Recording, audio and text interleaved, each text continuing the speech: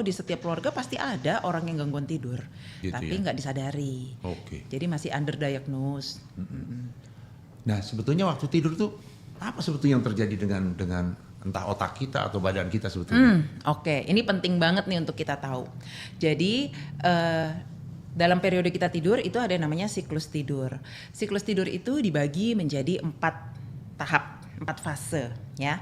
Ada fase namanya istilahnya tuh non-REM.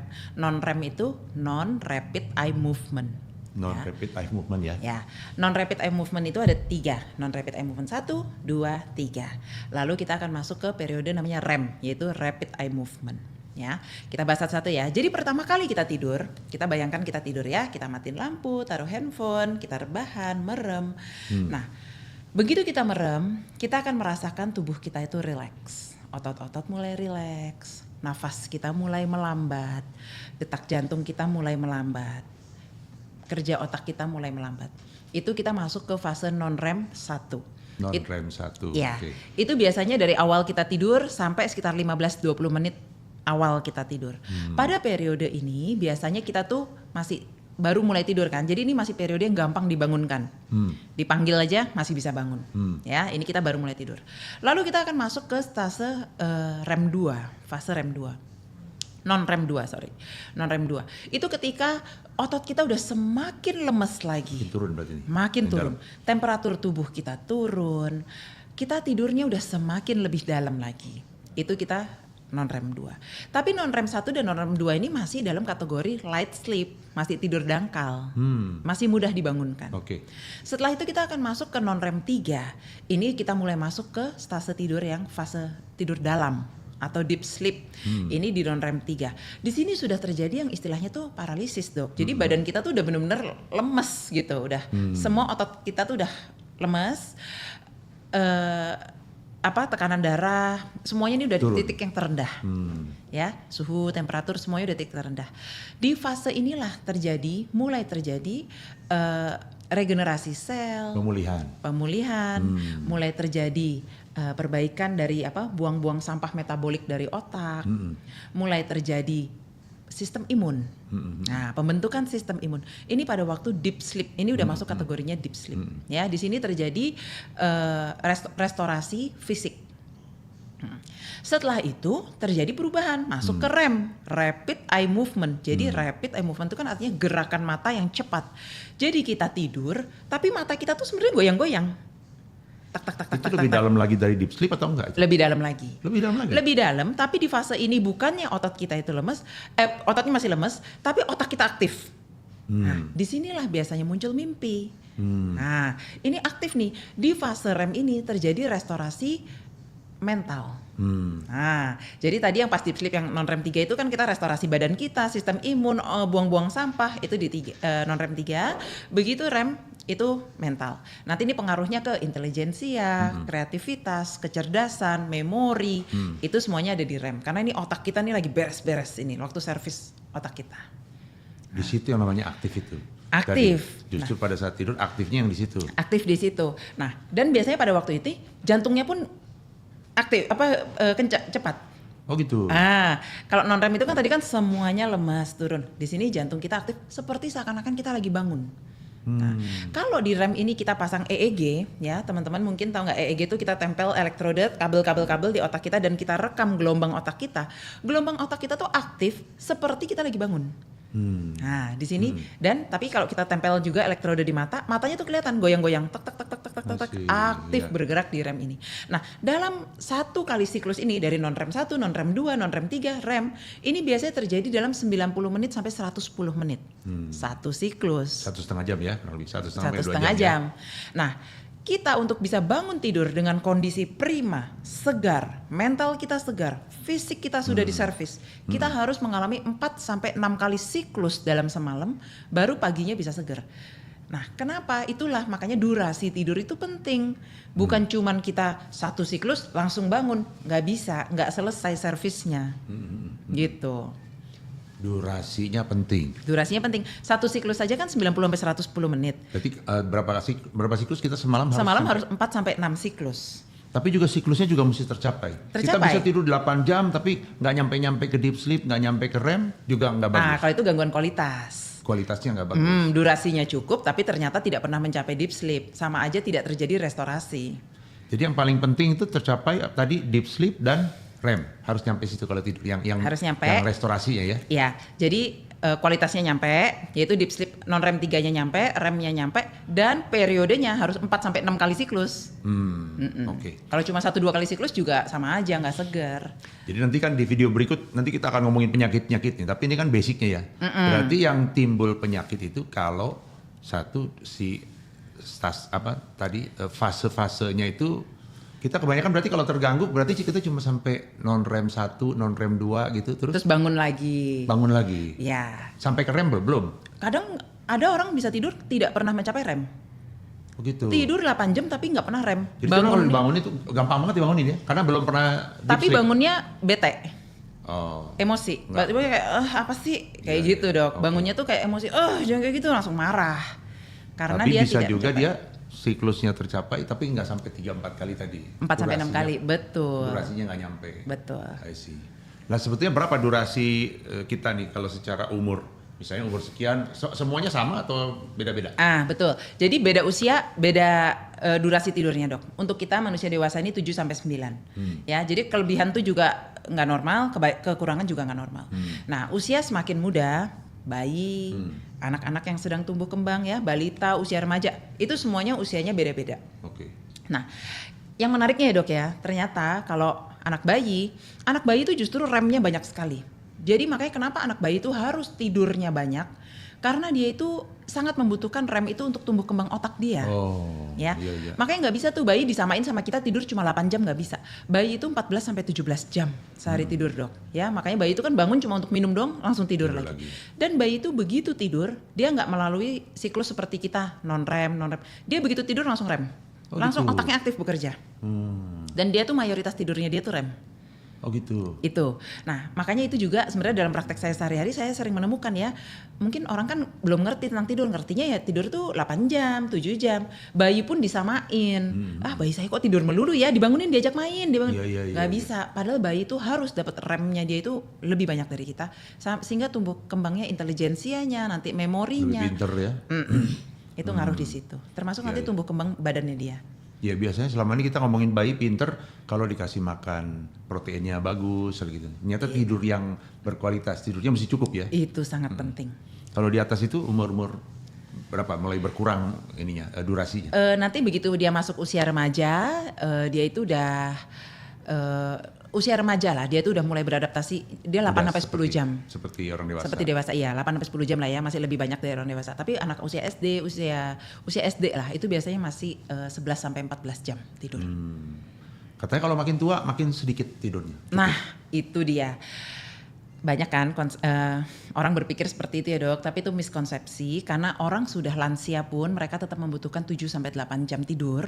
Lansia ini kita ngomong di atas 65 ya? Di atas 65, 7-8 jam tidur. Memang banyak kali orang lansia itu tidur malamnya nggak bisa langsung 7-8 jam. Makanya orang lansia cenderung tidur siang. Nah, jadi kenapa lansia ini masih perlu durasi tidur yang cukup? Itu untuk mencegah, karena kan waktu tidur dia terjadi regenerasi otak kan, Dok. Itu untuk mencegah Alzheimer, demensia dini. Nah, itu bisa lihat dari pola tidur orang yang kurang, nanti dia cenderung lebih cepat untuk demensia dan Alzheimer tuh. Oh, I see. Iya. Makanya jangan salah, lansia bukan berarti mereka udah nggak butuh tidur, mereka butuh. Kalau gitu banyak pasien lansia itu memang banyak masalah tidur ya, karena rata-rata pasien-pasien lansia selalu bilang, Dok, saya udah nggak bisa tidur lama-lama tuh, kalau tidur jam 9, ntar jam 3, jam 2 udah terbangun udah susah tidur dia. Betul. Karena gini, Dok, kembali lagi proses tidur itu kan terjadi di otak kita. Seiring usia bertambah, tentunya kan biologi otak juga berubah. Sehingga mekanisme saklarnya dia itu juga udah mulai berubah. Nah, makanya biasanya lansia itu kompensasinya adalah mereka tidur siang. Nah, mungkin beda nih dengan kita anak-anak, apalagi anak-anak kan juga masih butuh tidur siang banyak ya, untuk ngejar jam butuh sampai 14 jam tidur itu kan mereka butuh tidur siang kan. Begitu juga lansia, jadinya mereka cenderung tidur siang untuk ngejar kebutuhan tidur mereka. Berarti bisa istilah balas dendam nih, tidurnya kurang nanti dibayar kapan, siang atau hari ini tidurnya cuma 4 jam karena begadang, besok dibayar 12 jam gitu, itu bisa? Aduh, Dok, ini benar-benar masalah kita di kota besar banget ya dok ya. Jadi teman-teman, tahu nggak sih ternyata tuh ada penelitiannya. Ketika kita kurang tidur 1 hari, kita bisa membalasnya di hari berikutnya. Kalau kita kurang tidur 2 hari, kita harus membalasnya 5 hari. Kalau kita kurang tidurnya sampai 1 minggu, kita mungkin tidak akan pernah bisa membalasnya dok. Sudah akan terjadi kerusakan, terjadi inflamasi. Oke. Ya, jadi kita tuh manusia memang tidak didesain untuk kurang tidur. Kita palingan bisa kurang tidur 1 hari, kita bisa balas besoknya 1 hari. Setelah itu udah panjang banget untuk kita bisa membalikkannya itu lagi. Oke, baik-baik. Saya jadi teringat ini Dr. Brenda. Jadi saya selalu cerita sama dalam presentasi atau dalam seminar bahwa pencetus serangan jantung itu memang overwork, over stress, overeating. Tapi yang keempat nih lack of sleep. Jadi nggak tidur berhari-hari tadi ya, menginikan inflamasi. Ketika inflamasi terjadi itu si plaknya itu makin lama makin menipis, makin rapuh sampai satu saat tiba-tiba dia robek. Begitu robek kena serangan jantung. Dok, jadi itu rupanya banget. Ininya sambungannya ke situ ya, betul, lack of sleep nih. Hal ini pun saya baru pelajari ketika saya mendalami sleep medicine ini. Saya juga baru tahu ternyata orang dengan gangguan tidur itu akan terjadi inflamasi kronis. Ya kan? Inflamasi kronis itu akan mengganggu sistem simpatetik. Nah, semua masalah jantung, stroke itu kan semua kaitannya dengan gangguan sistem simpatetik itu kan. Itu. Nah, terus masyarakat ini kan banyak yang nggak sadar soal gangguan tidur. Gimana cara mereka mulai aware bahwa saya ini ternyata punya gangguan tidur gitu. Selain mungkin susah tidur ya itu kan gampang. Tapi kalau yang lainnya gimana tuh? Jadi untuk kita mengetahui apakah kita tuh ada gangguan tidur atau enggak, selain kita menanyakan ke diri kita sendiri, kita harus tanyakan ke partner kita. Karena banyak kasus tuh kita nggak sadar loh kalau kita ada gangguan tidur. Kayak kita ngorok, kita nggak sadar, yang komplain partner kita. Kayak kita tidur gelisah, itu kita nggak sadar, partner kita yang sadar. Kita malam suka kebangun-kebangun, partner kita yang sadar, ya. Jadi selain kita tanyakan diri kita sendiri, kita tanyakan partner kita. Lalu ada suatu kuesioner yang itu sebenarnya gampang banget bisa kita lakukan masing-masing. Sekarang penonton nih bisa langsung coba jawab sendiri ya. Nah, namanya Stop Bang, STOPBANG, Stop Bang. S-nya apa? Snore. Snore itu mengorok. Apakah Anda mengorok? Mengoroknya tuh kenceng ya, bahkan sampai bisa kedengeran dari kamar sebelah. Itu kalau iya Anda kasih tanda 1 ya. T-nya apa? Tired, capek. Apakah Anda tuh sering setelah bangun atau di siang hari masih jamnya kerja, masih jamnya beraktivitas, tapi Anda tuh udah kayak capek banget, udah lemes, udah nggak ada tenaga, udah ngantuk banget ya. Bahkan Anda tuh kadang bisa merasa kita lagi ngobrol-ngobrol gini pun bisa ketiduran. Atau nguap kali ya, nguap berkali-kali. Nguap bisa, ya pokoknya Anda ngantuk banget. Tapi biasanya tandanya itu sampai Anda tuh kayak ketiduran, meeting Anda ketiduran, nyetir ketiduran, ya nonton TV ketiduran, baca buku langsung ketiduran. Nah itu berarti Anda tuh udah tired, capek, ya. Kalau Anda merasa seperti itu, kasih tanda 1 lagi. Terus ya, O-nya adalah observe. Observe itu seperti yang tadi saya tanya, apakah ada orang yang pernah bilang ke Anda bahwa pada waktu Anda tidur Anda tuh ada berhenti bernafas, nggak gerak dadanya, sunyi. Apakah ada yang bilang Anda tuh kalau tidur gampang kebatuk-batuk, gampang keselak, ya? Lagi tidur toto, nah kayak gitu. Itu observe, berarti Anda tanyakan ke partner apa Anda. Kalau ada, Anda tandain 1 lagi.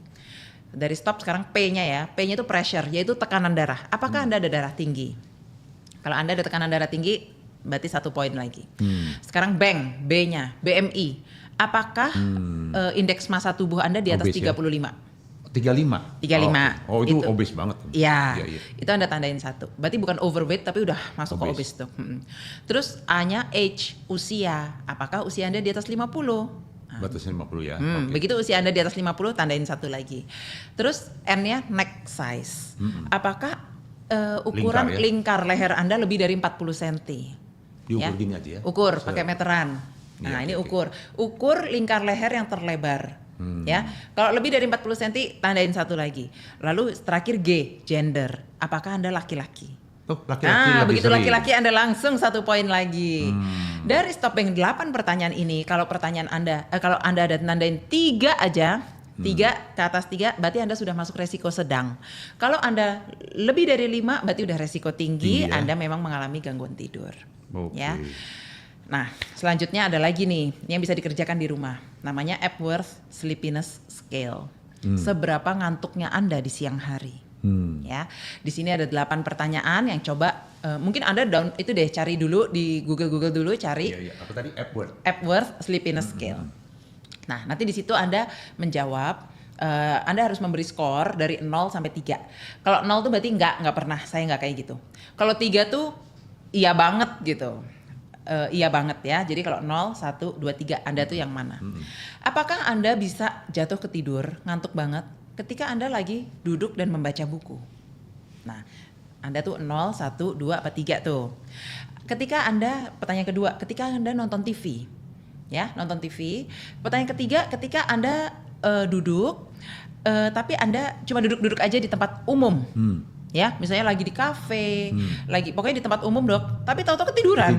Nah, seberapa sering Anda kayak gitu? 0 sampai 3.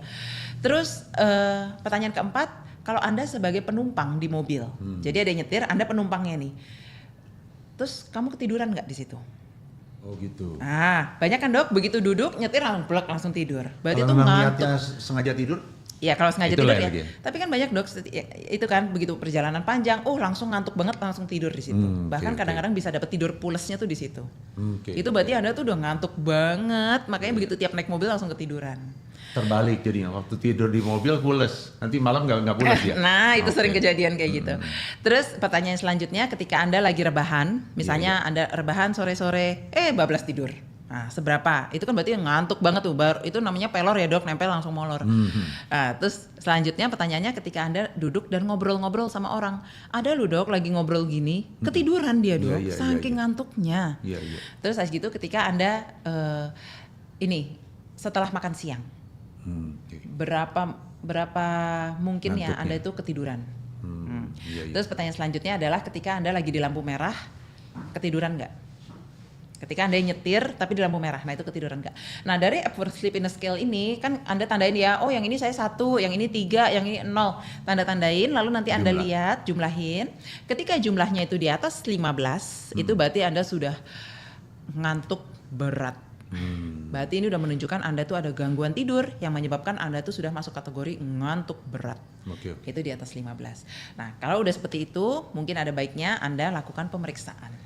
Ya, apalagi kalau gangguan tidur Anda ini sudah berjalan lebih dari 2-4 minggu dan sudah mengganggu aktivitas Anda, sudah mengganggu sistem kerja tubuh Anda, tanda-tandanya Anda misalnya mulai obesitas, tekanan darah tinggi, diabetes, dah itu diperiksakan aja. Oke Dokter Belinda, seru sekali ini ya soal tidur ini. Kita baru ngomongin basic ini ya, dan teman-teman kita masih akan bahas yang lebih dalam habis ini, tapi kita rangkum dulu sedikit. Jadi soal tidur ini kita penting banget. Mungkin kita awareness kita harus ditingkatkan soal tidur ini, bahwa tidur ini sangat penting buat kesehatan kita, dan nanti kita akan terus belajar bahwa masalah tidur ini bisa bikin banyak masalah dengan penyakit-penyakit yang bahkan juga berhubungan dengan jantung dan metabolik. Nanti di next video kita akan bahas masalah OSA tadi ya. OSA ini singkatan yang udah umum sekarang teman-teman, ini obstructive sleep apnea ya. Jadi berhenti napas gara-gara kesumbat ini pada saat kita lagi tidur. Kita akan bahas nanti di next video masih bersama dengan Dr. Belinda. Nah teman-teman yang suka dengan konten-konten edukasi seperti ini bisa subscribe seputar jantung, di share juga kepada teman-teman yang lain. Kita jumpa kembali di video berikutnya. Salam jantung sehat.